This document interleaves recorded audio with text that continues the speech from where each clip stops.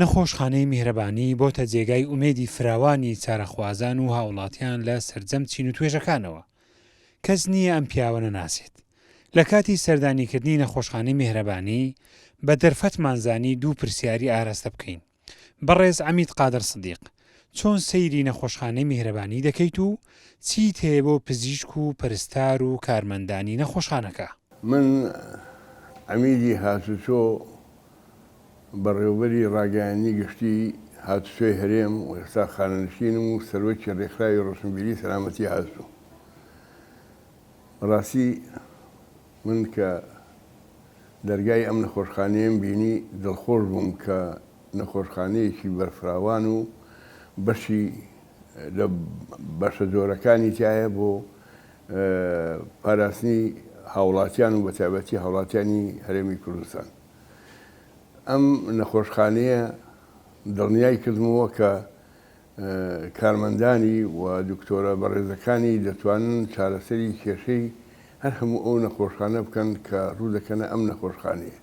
نەخۆشخانەی میهرەبان ناوەکەی بەخۆیەتی نەخۆشخانەی میهرەبان فعلا میهرەبانە.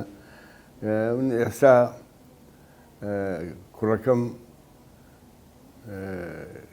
حاڵەتی تەندروستی سروشتی نییە، هانیم بۆ ئەم نەخۆشخانەیە بۆ چارەسەری. بەڕاستی پێشوازیەکی گەرمیان لێکردم.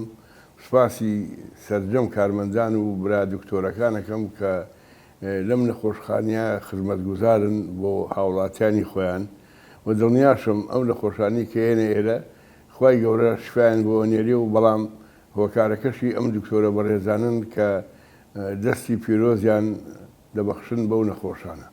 ئومێدەوارم ئەم نەخۆشخانەیە وەکو سەرچاوەیەکی خێرخوازی بەردەوام بێ و ئەو کارمەندانش کە لێرە کار دەکەن تەمەنیان درێژ بێ.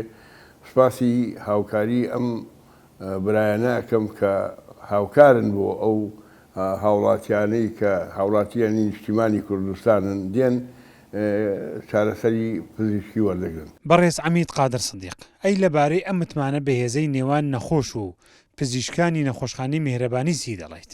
نەخۆش ئاساییە کە تووشی کێشە و گرفتێکی تەندروستیە بێ باری دەرونی تێک دەچێت. بەڵام کێتە ئێرە ئەم برا دکتۆرانە و ئەم برا خزمەتگوزارانە دەبینێ ئەو حاڵەتە دەرونی ئەڕەوێتەوە بە بڕوابوون بە ئەم دەرسە پیرۆزانەی کە ئەم دکتۆرانە ڕای دەکێشن بۆ چارەسەری کێشە و گرفتی ئەو نەخۆشانە. زۆر بە خێراتنی مامی خۆشەویستم عەمید قادر دەکەم هەر هەنگاوەکەت خێر و خۆشی بیتن، زۆر بە خێر بێ، میهرەبانی ماڵی خۆتانە و هەر ئەو شتێک بەمە بکرێتن ئەمە لە خزمەتدانە و ئیشاءڵڵا بە تەندروستیی باش کوڕەکە لە خەستەخانەی دەردەچی. زۆر زۆر بە خێر بێ. سوپاسی بێپایانی ئێوەی ئازیز و خۆشەویست دەکەم وەکو برا دکتۆرەکان و کارمەندان. ئومێدەوارم نەخۆشخانەی میهرەبان زیاتر بەرەو پێش بچێ، خزمەتگوزارتر بێ بۆ خزمەتی هاوڵاتیانی ئەم نیشتیمانە. خوای گەورە هەر هەمومان بپارێزێ ئەم نیشتیمانە ئارام بێ، ئەم کوردستانە ئارام بێ، هەر هەمومان یەکسەر قبوڵکەین، یەکسەرمان خۆش بێ، بتوانین هەنگاو بە هەنگاو ئەم نیشتیمانە، ئەم خاکی کوردستانە، ئەم وڵاتە بەرەو پێش بەرین و لە ئارامی دابژین.